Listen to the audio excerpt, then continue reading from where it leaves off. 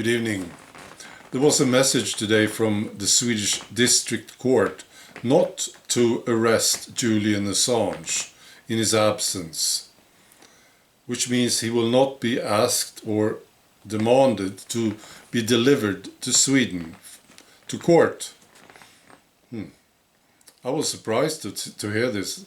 I was relieved too, but really surprised. The Swedish court system, it's not the worst in the world, of course, but it's totally ridiculous.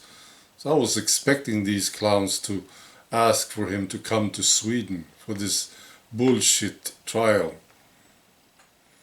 Yeah. Now I want to talk about Emmanuel Macron. I don't know why I do it. Maybe I'm a masochist. I hate this guy. I do. I hate to see his face in the newspapers. I hate to see his comments, but still I talk about him. Maybe someday, soon, we will not see his face in the newspapers anymore. That will be a good day. And maybe when the EU falls, which it will eventually, guys like him will not be able to comment so much, on our nation's affairs. I'm sure this will annoy you guys in the UK, but here it is. He's talking about Brexit. He's the big shot. He can't take care of his own country. Of course he can't. I don't think he can take care of his own shoes. But still he gets to comment on Brexit.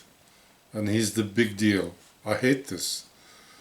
So, he says about Brexit, I think it is a big mistake to procrastinate, which means delay.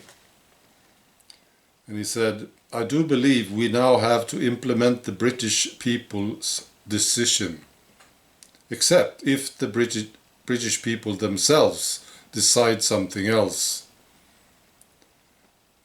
He said, that's why I was always pictured as the tough guy in the room on the Brexit issue. But I do endorse such a role, he says. So he believes he's the tough guy. Well, he believes another delay could allow Britain to influence the next European Commission and Council presidents. So that's what he doesn't want, of course. He wants his own way. I know there is a power struggle in Brussels. Of course there is. And he doesn't want Nigel Farage and his friends to interfere. Okay. Yeah, Jean-Claude Juncker is resigning on November 1st. At the same time, Britain is due to leave the EU. But Mr. Macron vowed to soften his position if Britain organizes a second referendum or abandons Brexit altogether.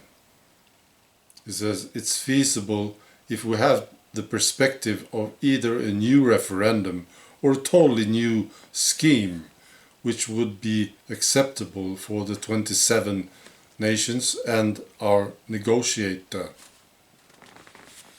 Yeah, I'm sorry about this. I know this is very annoying. Yeah, I was asked some time ago what I think. Will Britain leave